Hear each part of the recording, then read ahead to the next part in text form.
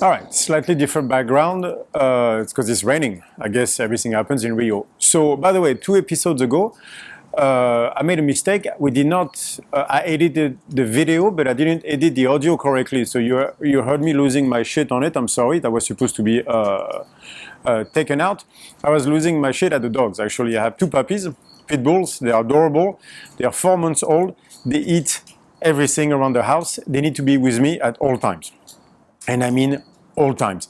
And the podcast, like the 165, I had to redo it 5 times. You heard me lose my shit because that was the 5th time. They were at the door scratching and crying because they wanted to be with me. I won't lie, I vented a little bit. I won't lie, it felt really good. But someone reached out and said like they I lost them on this because they heard me scream. It wasn't on my kid. It was just at the 2 puppies. I did not hit them or anything. I just screamed at them. They ran away. I closed the door. I came back and finished the podcast. It felt really good. I won't lie. So yeah, I do that sometimes. Anyway, welcome back. Episode 3062, I think. Today, so last week I had another good question, a good comment about the podcast, about the Q training, saying like, this is awesome material. Thank you, by the way, all that stuff, but it's very hard to apply to training. All right, let's make today about a training application. So what is fundamentally the key of the Q training, and where does that lead us? All right, so the key of the Q training is that Q, that fail. And the point is going to be to avoid that fail at all costs. Now, that brings a question, where is the fail? Is the fail simply like, like the rate of perceived exertion, which means I could do 10 reps, but I'm only going to do 9. It feels like I put 90% of my energy into that rep, things like this. Yes and no. So Q-1, for example, is I want you to stop 1 rep short of the fail. So we could see it as an RPE system. But I'm going to go a little bit further than that into what the fail is. The fail can also be like the technique did not feel good. The fail can be I just didn't like that rep. So let me take you through an example so I stay practical. When I do isolation work, I like compound movements better. If you are following the Q training template that I have on Mighty Networks, you see a lot of compound movements even as assistance work. Like right now, my squat session 2 days ago was squat, then pause squats, then sumo deadlift, then stiff leg, then leg press. And that was my session. A lot of it you're going to see is something like that. But sometimes we do need isolation for muscles that do not want to join the party. In that case, that happens to be the left hammy for me toward the knee, like this part right there. And external torque on my left is a problem. So I have the external torque, so the outside hammy needs to be worked, but there's also that toward the knee part of the issue, the arm string, and I decide to train it. So I go in the gym, and in that case, I do sets of usually 15 reps, 20 reps, very, very light, right? Like 2-3 plates, like a girly weight, right? And the point of this exercise is I'm going to stretch, contract. So when I contract, I'm pretending I'm pausing, like it's a bodybuilding show, and I'm pausing to show the muscle, the roundness of the muscle. In my case, the non-roundness of my left hammy, because I have no legs. But I'm imagining, focusing on showing that muscle to, let's say, a judge. Like this is actually an exercise you could do just posing, by the way. Side note, rabbit hole is a very important thing. My friend Sam Dancer, we were at a Invictus training camp, and he was telling me, like, for the longest, because he comes from a physique background, right? Bodybuilding, like on stage, and his coach would make him do like the tricep pose, side pose, right? And made him start with his calf that he had to contract for 5 seconds. Then it would be the calf into the arm strings, 5 seconds, 5 seconds, 10. Then it would be the calf into the hamstring, into the quad. Then the calf into the hamstring, into the quad, into the glute. Then the quad into the hamstring, calf into hamstring, into quad, into glute, into oblique. And he would move that all the way up to tricep and come back down. So he'd be cramping everywhere by the time he was down. But Sam had, out of all the athletes that I've seen, the best muscle control. Like Sam could find any muscle anywhere in his body at will. And you could see his performance, you could see how strong he was, how tough he was. when it came to working, he could make anything work. Why? Because he had such good understanding, such good feel of his body, understanding where the muscle were, how they move, how to contract each almost individually. And how did he do that? Through that practice of bodybuilding. So when I do isolation work, for me, it's a little bit the same idea. I'm going to stretch the muscle fully, contract. Do not care about the weight, right? And then I do reps, let's say, of 15. What is interesting about that is, do I do a Q-1 in that one? Yes, I do a Q-1. But where is the Q? The Q is not rep-wise. For example, when I stop, I could always do at least 3 more reps on that exercise. If I wanted to, probably 5. But I stop because I stop before the exercise starts to feel differently. At first, I stretch, I contract. It feels good, like I have a good contraction of the muscle, I'm posing. And at some point, I start to lose the thread mentally. My mind is going somewhere else. I'm losing, call it what you want, the focus, whatever. I'm losing the thread. It does not, the connection isn't there anymore. This is when I stop the set. Could I keep on moving and do more reps? Yes, I could. But that's not the point, because I'm already, if I'm at that stage where I'm losing the thread, I've already failed. So I want to stop before that. And because it's a Q-5, or, you know, in that spirit, or Q-1 in the sense of, I'm going to stop 1 rep short of failing, but I'm not failing physically, I'm failing more like mentally in that sense, right? I'm going to do far more sets. Then I do 5 or 6 sets and just keep on going. Because the key of that exercise for me is to find the muscle, right? Is to stretch and contract, like a bodybuilder, like a Kai Green explains all the time, creating that connection. When I do my compound lifts, I do more than 1 set per set idea, which means I'll do 5 reps, 6 reps, 8 reps, Q-1, because I will load heavy. So usually the Q-1 means physical and mental fail at the same time, whereas isolation is more mental fail. And I will apply the same mindset, but that 1 set per set mindset, which means I'm going to have 1 technique, 1 rhythm, no reset in that set, right? So that means that, what does it mean? You know, like you do inclined dumbbell presses, bench press for 8 reps or whatever. Like the first 4 reps, you get into a nice rhythm and you keep pushing. And maybe on the 4th rep, 5th rep, you decide to, you know, take a breather and then get 2 more reps or whatever. You'll notice that once you take a break, either mentally or physically, and then redo, like the form of the exercise changes. It doesn't feel the same. It might look exactly the same, but it doesn't feel the same. So to me, in that case, it's not the same set anymore. So what I do on all this is I keep pushing, but never stopping, never resetting mentally or physically, which means I'm going to do the same rep, but more importantly, it's not just that the bar keeps moving, or the dumbbell or the sandbag, it's that the technique, the rhythm is exactly the same. It feels the same, it moves the same. And then I do as many reps as I can, all the way up to Q-1 for that exercise. Main lift is going to be a little bit the same idea, usually in the fact that I cannot lose technique on that. So the second I feel like I'm going to have to, you know, like hedge, compromise my position, like over tension, like the tension is not being preserved in the right muscle the way I want, that's my fail, right? So that's where it gets tricky in a way, is that there are many different types of fail, right, out there. So how are you going to find out yours? Very good question. And that's really the key to everything, right? Where is your fail? So there are different ways to do this. But first, let's explain the fail. As I was saying in the last podcast, the fail really is that thread system that you have integrated. That's what your sense of self is. It's a thread system that is identifying something as a threat. That is not the same as saying that you don't like something. You can hate something and not see it as a threat, right? You can have very high emotions. You can be in a very high emotional state, and it's still not a threat. It's still not seen as a threat. You still won't see the lactate levels going up. What do I mean by that? One of my coach, Ben, is in Australia, and he's a rabid fan of rugby, and his team was playing. And by the way, his team was playing. It might be American. It might be Australian football, or it was rugby. I don't even know. Sorry, Ben. Anyway, yeah, his team was playing, and it's something that matters a lot to him. He puts a lot of emotion into that one. And so it was a tough game, you know, like very, very tight and everything. So lots of emotion that just got him, you know, super hyped up. And he tested his lactate after the game, and he was at 1.1.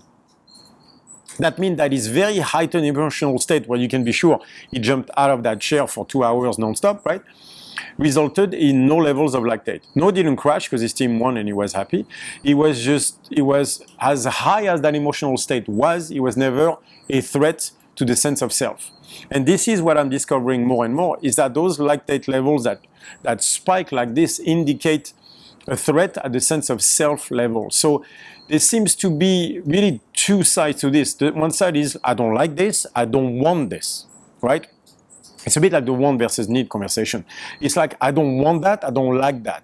That is not considered a threat. What is a threat is something where suddenly your sense of self is being integrated into it, going like, that thing right there, I can't have that. And then we see the levels of lactate. How would you know the difference between the two? Well, that's where the lactate testing comes in. And it is surprising how it is near impossible to identify the difference between the two without the lactate. So some people are asking me, what if I don't have a lactate tester? Buy one. I'm not kidding. Like, it's very, very hard to know the difference without it. Client of one of my coaches, we go through, and she thought like the level of lactate were high because of social thing. It was a competition, people were looking at me, stuff like that. So we look at 4 weeks of lactate testing, and we see very specific 5 cases of a spike. And by that, I mean normally a workout is 10, 12 millimole, and suddenly I see 18, 20, 22. So very, very high levels of lactate, past acidosis. And so we're like, all right, so let's look at this. And what we saw in those workouts, where some of them were not necessarily with people around, so it wasn't that. Well, we saw that every single workout had the overhead press into it. I was like, oh, that's very interesting. At the competition, it was a ball slam, so she had to lift it up first and then go forward. And then the other one were push presses, either dumbbell or barbell or stuff like that. Every time there was that type of workout, the lactate would spike. And so we start talking, and after 20 minutes, I started to go, so every time it's an overhead. Let me ask you something, like, do you go to your trap on the overhead? She goes, a lot, like position over tension, head through, all that stuff. It's like, is your neck hurting? And she goes like, well, yeah. It's like, is it that? Is it you don't like when your neck hurts? And at first he was like, oh, I'm tough, I can take it. I'm like, you can take it. Obviously you've been doing it, but that's not what I'm asking. What I'm asking is, do you not like it? And in the sense of, no, I don't like it. Do you not like it? As in like, it scares you inside. There's a threat, right? So, and after talking a while and she got comfortable, she was like, yeah, like, I don't like it when my neck hurts like that. I feel it the next day and it worries me because, and then you could see it was there. It was in that specific pain in her neck. It just worries her. It's a true threat to the sense of, true threat, which manifests in the sense of self. And that was the reason of the spike. It wasn't for her, it was the social stuff because she hates when people look at her. But it wasn't that. It was that fear of the neck because over time, who knows? And then the whole build-up was there, and that's very unique to the person because me, it's not that. It's joints. Like, when my shoulder suddenly with boxing, I was like, ow, ow, I did not like it. So that made me get up and fix it and proper grip and all of this because this I don't like. Why? Because suddenly I can't do what I want. So it's someone telling me what to do, and with difficult youth, I don't like when people tell me what to do. It's not associated with good things, and I can feel myself rising right away. And so me, it's the joint pain that gets me. Her, it was the neck. You, maybe it's your knee, maybe it's your lower back, maybe whenever you feel your back, it makes you freak out. I don't know. The thing is, most likely you don't know either. You might hate it, but it might not be seen by your body as a threat. So how do we know? Lactate testing. Lactate testing has been a revelation for me because it has put all my work into a frame of work I can do. Here comes a tropical storm. Oh my God, I hope the podcast won't be cut short, but when it rains here, it rains. Anyway, so the lactate testing was a major thing because suddenly I have a way to identify the threat. Why does it matter? Because that threat, that sense of self-manifestation is the bridge from fight to flight. We saw that, like Wim was commenting on the last podcast where he was talking about his study and everything. That's what we saw every time. There's the switch from fight to flight. And the whole idea of the Q training is to not go into flight.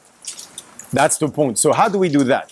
We find what is a true threat to your system, and you're never going to go there. So that means what? That means for the client who has neck pain, that means we're going to press the sandbag until the mobility is good enough that she can go overhead with the barbell without going to her traps and fucking up her neck. So clean and jerk, can you do a clean and jerk? I know you want to do a clean and jerk, but the question is, can you do a clean and jerk? And if you cannot, then we press a sandbag forward if we have to without locking it out for now, because you don't have the mobility to do it. But what matters the most is that I understand that you want to do it, but it doesn't matter.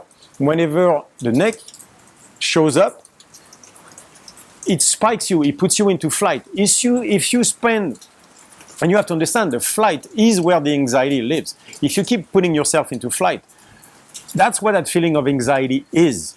It's flight because it's non-resolved action, right? So if you're in fight, you're going at the source of the anxiety, you'll be fine. The problem is when you're in flight. That's where bad things happen because, and I hate to say bad, worse things happen because from flight, after a while, your body will not be able to sustain it, will look for reason to evade the flight, and the number one way to do it is to go to freeze. So flight will lead to freeze. You're in the wrong hierarchy. You're going the wrong way on what we call the phylogenetic hierarchy. What we need is that fight flow. Flow, fight, flow, depending on where we are, but that's what we need. Whenever you switch to flight, it's hard to come back to fight. It can be very, very hard. Usually, it requires stopping, going to freeze in order to come back. So the key of the Q training is to not go into flight. And if you don't go into flight, then the magic happens. And what am I talking about? So I want to talk training, and so we're going to talk volume today. Volume of training and fatigue. Lots of CrossFitters out there, you know what I mean when we say volume of training. CrossFit has introduced the highest volume of intensity work we have ever seen, right? With the results to back it up, by the way. Like we've seen progress in women on strength and capacity that we have never seen before. Always give credit where credit is due. CrossFit did change the way we train women forever. Greg Glassman created something truly revolutionary, right?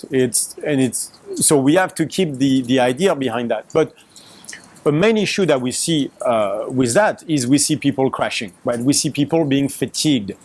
We call it adrenal fatigue, freeze mode, whatever. At the end, it doesn't matter. There's a reason to all this, and that's what I want to talk about today. That's what's from a paper that I posted on the Vault that was summarizing something I've been working on for a very long time, and that was showing that actually there is that fatigue that we feel is actually not fatigue in the way we think of it, like my body cannot do such and such. It's actually a freeze mode, and the freeze mode is being created, right? We crash into the freeze mode through flight because of a somatic error left unchecked. So don't worry, it will all make sense. I'm going to unpack all this and make it into a overall idea. So where do I start? So fatigue, like we think it's a muscular thing. Let's start with that. And turns out it is not. And there's a problem there in misunderstanding what fatigue is, because if you think it's just your body being wiped out, then just eat carbs and you'll be fine. And we see that mentality all the time. This has been tested where if we look at the body being wiped out, that's easy. That's the contraction rate of a muscle, its capacity to contract and how hard it can contract. That can be measured, and it was. So we measure the rate of contraction, we introduce carbs, and we see zero. It made no difference in the recovery of the muscle. The person felt more recovered, but that was because of a nervous system thing. The muscle itself did not recover. What allowed the muscle to recover was a combination of body temperature being up, lactate, and adrenaline. Very interestingly speaking. So what does that mean? That'll be for another podcast. But I wanted to approach that first. Is your idea of fatigue is incorrect. First of all, it's not your body being wiped out. And you don't need more carbs. You don't need more coffee or anything like that. Your nervous system does not want to move forward. That's what your fatigue is. So why does it want to move forward? Why is it in freeze? So it turns out we studied this the paper showed that they were studying that on chronic fatigue. Whenever you study a case, you never want to study in the center because things get fuzzy. There's too many variables. Things are not just clear enough. So you need to study things in the extremes. So if you want to look at fatigue, a very good way to see that is chronic fatigue. People that are constantly so tired. And it's not from physical activity, because they will tell you they don't do any. They completely crash. And that's something you hear about adrenal fatigue and stuff like that. It takes a year to recover. Sorry, but it has nothing to do with the adrenals. The adrenals were taxed, but not from the reason that you think. That's not where that fatigue comes from. It comes from a somatic error left unchecked. We saw that with the chronic fatigue. We saw that through interoception. It's that somatic error. So what does that mean? So what happens was your system is based on prediction versus observation, even at unconscious levels, at the lower hierarchies. So imagine you're driving, right, and you see a ball passing in front of you. Right away, you'll start thinking, ball, I might meet kids. So you'll slow down, hopefully anyway. At least you'll pay more attention. You start to look in case a kid comes in. That's how the system works. It's exactly like when you're driving, you're always looking around because you can never be sure that there's not an asshole coming at you, right? So you're always trying to predict what if. That's what you do when the ball crosses. You go, what if, right? And then based on that, you're going to adapt your way of driving. Technically, the environment hasn't changed. The environment is always the same. There's just a ball crossing, and the ball has no effect on you. It's what the ball means that you're dealing with, and it means that a kid might be running after it. And that's how the system works, right? So whenever we see a prediction at the lower levels and conscious, which means the body trying to predict if it's hot or not, if it's a a million thing per millisecond. It's the wind, it's the temperature, it's the moisture in the air. That's just outside, right? Noise, vision, cues, dynamic changes. Short to long. Inside is your heart. How is it beating? How fast? The time that HRV, right? The blood pressure going through your veins, like this. That's why it's unconscious, because you just can't process all of it, right? But it's being done continuously in the back. And the production is always trying to understand the means. So the body feels the ball, like the heart, but what does it mean? Does it mean the kid is trying to figure out what comes next? When there is a difference between that prediction versus the observation, which means the result of actually what is actually happening, that's called a somatic error. Your system has automated systems in place to deal with that somatic error, trying to correct it by either changing the predictions, changing the feeling, or acting on the world. And it's all on an automated way, like you're not necessarily conscious about. Like your breathing might change, right? Your breathing rhythm might change. Your heart rate changes, right? Suddenly you go faster, lower. You have no control over that. It just happens because your body is reacting to certain things. HRV changes based on what happens. It's not a conscious thing, but it does happen. So you have a lot of automated system in place to deal with that somatic error, going like, well, this happened, but this happened, and then so how do I deal with it? And then he makes an assumption of the cause of the somatic error and tries to act on it so that the next time there's less somatic error. And so everything is based on the next time. So everything is a learning mechanism, right? So I go into a sauna, it's at 100, I expect a certain temperature. It happens that my sauna is actually not that hot. So I know it's not 100, it's 90. So the next time I go in, I will have a different feel of the temperature in the sauna. I expected it to be 100, but it's actually lower. And so those are adjustments that are made constantly. But understand, they are not being made on a conscious level. They are made on an unconscious level. You are not aware of it. Those are the lower hierarchies, automated systems. So whenever they find a situation where that automation of dealing with a somatic error does not work, which means that the somatic error is still there, like there's still a gap between that prediction and observation that just won't go away. And if anything, it gets worse. It's actually really, really bad. When you get into a somatic error that is left unchecked like that, it has a tendency to derail the entire system. So this is something the body is very aware of. So whenever a somatic error is not being corrected through the automated system, it is brought up the hierarchies. And eventually, you get to the hierarchies that are making up the conscious system, which means that somatic error is brought up to the conscious mind, going like, hey, an action is happening that we cannot correct. So we are bringing it up to you, the most evolved part of the self, the cognition levels, the conscious levels, because we need to make an executive decision as to what is causing this. And that's what fatigue is. Fatigue is actually a freeze mode because it's the body putting the brakes on something happening that is causing a somatic error that you cannot deal with on an automated level. And so therefore it is being brought to consciousness so that you can put the brakes on and deal with the thing. Not keep doing what you're doing, but deal with the thing. And you'll notice that's how fatigue works. Like so you feel fatigue, you're crashing because something actually crashed you. And if you look, usually you know, right? Well, it was because I had to deal with my boss or whatever. You deal with the thing and suddenly you feel a lot less tired. Why?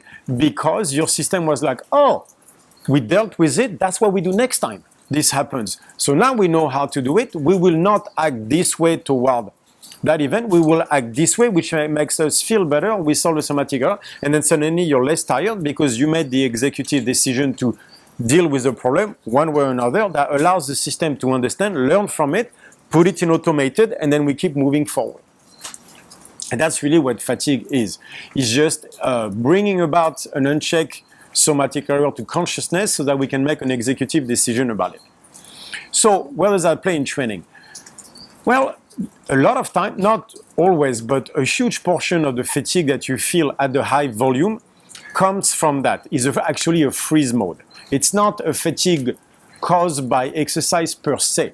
The fatigue is caused because you are taking your exercise, the intensity, because you have to do 5 more reps, into the flight zone.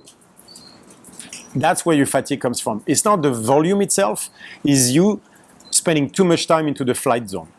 You are taking, like you're doing that extra 2 reps that go past your fail. So that's why some exercises won't make you that tired. You notice this, I'm sure. You can do maybe, if you love the squat or whatever, you can do 10 sets of squats. You're sore as hell the next day, but you're not tired. You're just like, I'm really sore. Like you can barely move, but you're laughing about it and you can't wait to go back to the gym. Whereas you do bicep curl, you do 4 sets, and that night you're kind of crashing, or there's a specific exercise, emotional mapping, that targets your glutes and you're like, and then suddenly you can't do it. Right, you'll notice that your fatigue is very, very selective. And the reason is because it's not the physical one. It's because you went to flight and flight led you to freeze, to crash, because the somatic error was left unchecked. And that's what causes the going to the flight. That's what really that sense of self is there to analyze, is that somatic error. Right? That's the important part. And so volume can kill you if, or let me put it this way, volume will not kill you if you can find a way not to go into fail. And so if you find a way not to go into fail, so some exercise will take you fail, others will not. If you can find the root cause of your fail and never go there, you will see that you can increase your volume tremendously and never be fatigued. And that's the key. So right now I'm going on I have my Q-1 training in the morning, and then I have my gym session 5 times a week. And right now I usually go do cardio at night, and I'm adding another session because my capacity for volume has increased tremendously. And I'm eating the same way. I'm actually getting leaner, and my strength is not falling. I'm having a hard time being as strong as I was, 20 pounds heavier, obviously, but I'm just starting. This is week 6. Give me 6 months to a year, and you'll see that my strength will be up, but this time I'll stay lean because I like seeing my abs, thank you. But the point of all this is that the Q training is allowing me to do a volume I never could touch before. So if you remember in podcast, I talked about the fact that I could always do strongman training. And I'm realizing why now. Because strongman training I could do 3 times a week, it didn't bother me. Obviously my soft tissue were not always happy, but it didn't bother me. Why? Because it was always carries. And carries, there's no rep counting. There's a line to go to, but there's no rep counting. So I could never fail a carry. I might stop before the end of the line, it didn't bother me. I would just take 3 breaths, shock, regrip, and finish in that sense. And so I wasn't timing myself or anything. I just had to do a distance, and if I had to stop, I had to stop because I like to go heavy. But so there was no fail for me in my case, right? There was no fail for me like there is in powerlifting, for example. Powerlifting is that weight for 3 reps. Then the week after that, I did 3 reps, but now I got to do 4, but I can't do 4. It's been 4 weeks and I'm still on that 4. Does that mean anything? Am I working for nothing? And then the voice starts talking in my ear, and then I start to freak out. And guess what? I get exhausted. And now I realize why powerlifting was murdering me versus strongman, to the point where I would do a squat session, be tired, and do 2 hours of strongman and be fine. But it was because of that angle, that approach that I took to powerlifting, where it was always like I wanted, to go up always in weight all the time, which was ridiculous, obviously. That's my fault completely. But I just did not take that approach to strongman. I enjoy carries and strongman so much. I was doing it for fun, and I like being strong, so I was like, oh, let me go heavy. But there was never really an objective, right? So that conversation could go toward constraint versus objective. If you look at constraint in strongman, whether at objectives in powerlifting, that's really what killed me. In strongman, when I wasn't doing good was when I was going stuff overhead, because I always wanted to go heavier, and so I wasn't setting up my training properly. I wasn't setting up properly because I had just too many fails. Right? I was reaching that flight mode every time, which crashed me and eventually made me quit. I realized I was doing that with jiu-jitsu. The second I was like, okay, world championship and stuff like that, suddenly he was training about competition. He was training about points instead of the art of jiu-jitsu, and that's why it crashed me. So you could see where the fail was, right? The fun was gone.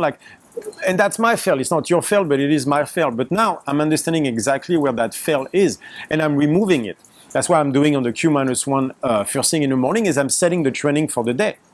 Then I go to the gym, and all the compound I do not take them to failure.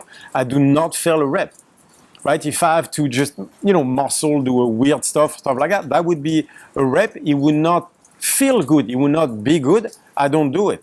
And then suddenly I can do 4 sets of 4 sets of 5 reps on almost all my, most of my assistance work, right? Maybe on the last one I go a bit higher, but always focusing on, moving correctly. So my whole thing is there, and I find myself doing decent weight for compound movement after compound movement, and of course being blasted physically. Like it was a lot of bench this morning, and I feel it like physically when I move, but mentally I'm not tired at all. I'm gonna go back to the gym later, because I didn't have time to do my assistance work for arms. So I'm going to go to the gym, do arms, and then do my cardio. I'll do some calves. And suddenly, I want to go to the gym. And will I be tired at the gym? Well, yes and no.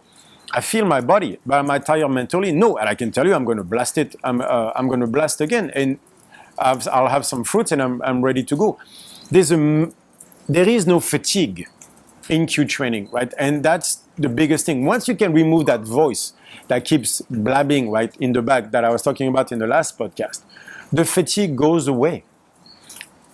That's what fatigue is. It's the freeze mode. It's that voice that just keeps talking to you and it drains everything out of you, because that's his job. That's the diva brain. And the diva brain, his job is to take the energy that you want to take for training and put it toward cognition.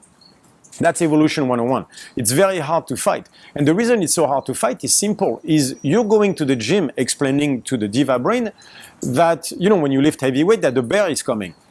But where's the bear, right? Like the diva brain is asking, rightfully so, I guess, where is that brain? Where is that bear? Like, where is that zombie that keeps chasing you, that you keep saying that I need to divert my energy to the body so that you can fight, right? Because that's going under the squat. You're going to have to convince yourself to bring the maximum fight, because that weight is heavy. All the visualization that is required before lifting, that takes energy from the diva brain. And it's like, well, no. And because there is no bear, like, to be sampled, it becomes harder and harder and harder in training. And so suddenly you have that training session that you're supposed to go, and instead of going like, all right, let's do this, I can't wait, it's like, all right, let's do this. And now you're starting to feel like, you're quitting. And then because you feel like that, you need to push the thruster a little bit. So now instead of going to the gym at a 6, going, oh, let me enjoy this, you have to force yourself a bit. So now you're at an 8, right? And then that makes the diva brain bitch a little bit more, because now you're dipping into reserves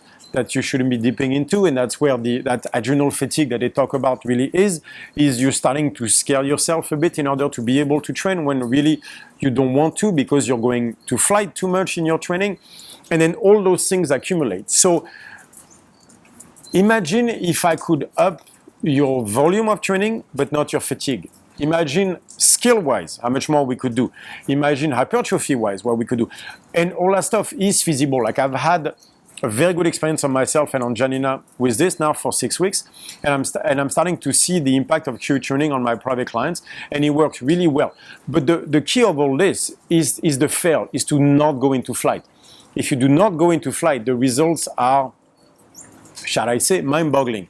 We can push fatigue back a lot through Q training.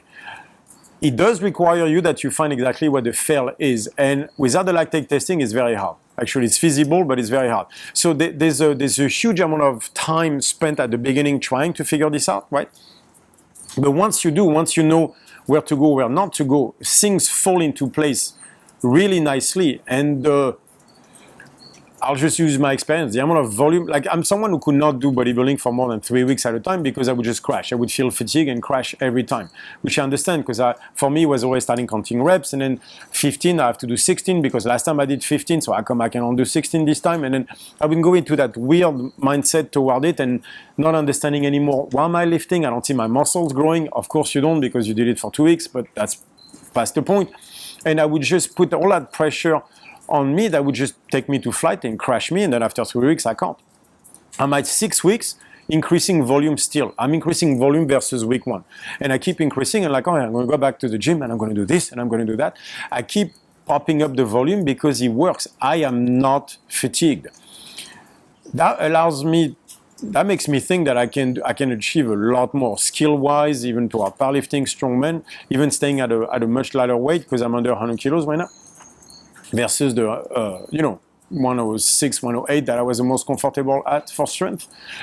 Smaller waist means powerlifting is hard right now, but the numbers will go back up because I can do a volume even in powerlifting that I could not do before. And you could see even like the immune response to that, like the achy joints, the all that stuff. Yes, I was handling much heavier weights then, but there is a response from my body now that is so mellow compared to then.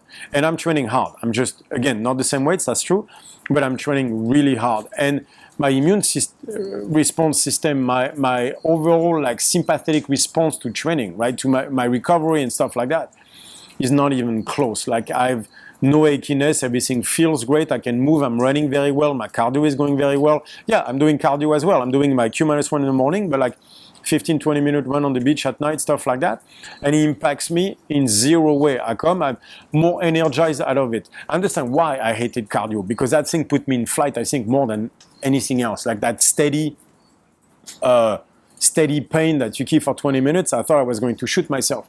But now that this silence, right, that the Q training gave me, I can run. I don't know that. I don't want to run more than 15-20 minutes, by the way, but I can run at a decent pace. No, I'm not. Win before you ask. No, I'm not running a marathon. I'm not running a marathon, but I do enjoy that 10-15 minutes, 20 minutes maybe, of run on the beach, because the waves, the moon, or the sunset or whatever it is, and the silence. I am enjoying the silence so much. If you can find that silence, you will find yourself upping your volume tremendously. I can promise you that one. Thank you, guys.